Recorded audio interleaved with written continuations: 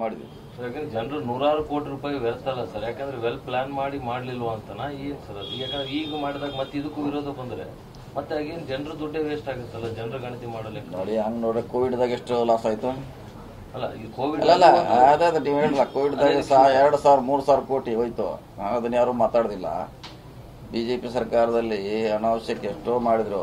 Okay, ಇದು ಯಾರಿಗೋಸ್ಕರ ಮಾಡ್ತಾ ಇದ್ರು? ಇದು ಯಾರೋ ರಾಜ್ಯದ ಜನರಿಗೋಸ್ಕರ ಮಾಡ್ತಾ ಇದೀವಿ. ಇಲ್ಲಿ ದುಡ್ಡಿನ ಪ್ರಶ್ನೆ ಬರೋದಿಲ್ಲ. ಯಾಕಂದ್ರೆ ಅವ್ರಿಗೆ ನೀವು ಅಸಮಾಧಾನ ಮಾಡಿ ಜಾರಿ ಮಾಡಿದ್ರೆ ಏನೋ ಅರ್ಥ ಇಲ್ಲ.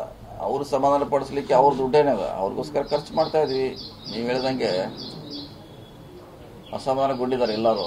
ಅಸಮಾಧಾನ ಮಾಡ್ಲಿಕ್ಕೆ ಇನ್ನೊಂದು ಅನಿವಾರ್ಯ. ಬಹುಶಃ 200 ಕೋಟಿ ಖರ್ಚು ಮಾಡಿರ್ಬೋದು. ಈ ಸಲ 300 ಕೋಟಿ ಆಗ್ಬೋದು, 300 crore ಆದ್ರೂ ಆಗ್ಬೋದು, ಅಷ್ಟು ಹೆಚ್ಚು ಕಮ್ಮಿ. ಕಾಂಗ್ರೆಸ್ ಹೈಕಮಾಂಡ್ ಸೂಚನೆ ಕೊಟ್ಟಿದೆ ಅಂತ ಅದೇ ಇರ್ಬೋದು. ಹತ್ರ ಏನು ತಪ್ಪಿದೆ ಅವ್ರ. We at East Point Group of Institutions offer a wide range of courses that provide limitless opportunities, building skills over 2 decades.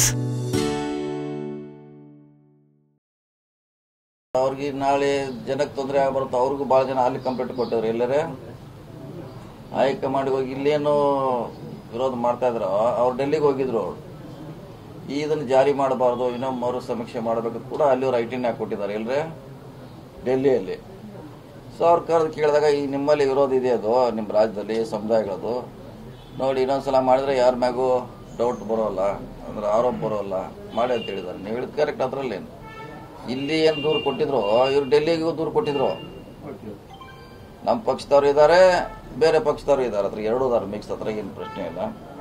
ಅದಕ್ಕೆ ಹೈಕಮಾಂಡು ನಾಳೆ ವ್ಯತಿರಿಕ್ತ ಆಗಬಾರ್ದು.